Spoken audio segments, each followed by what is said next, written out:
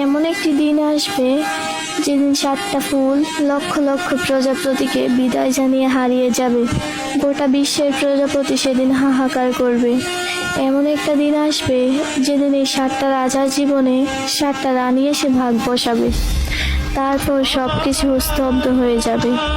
সব আর্মিরা নিজেদের লাইফ নিয়ে ব্যস্ত থাকবে। তখন বিটিএসকে নিয়ে কেউ বাজে কথা বললে কেউ প্রতিবাদ জানিয়ে কথা বলবে না।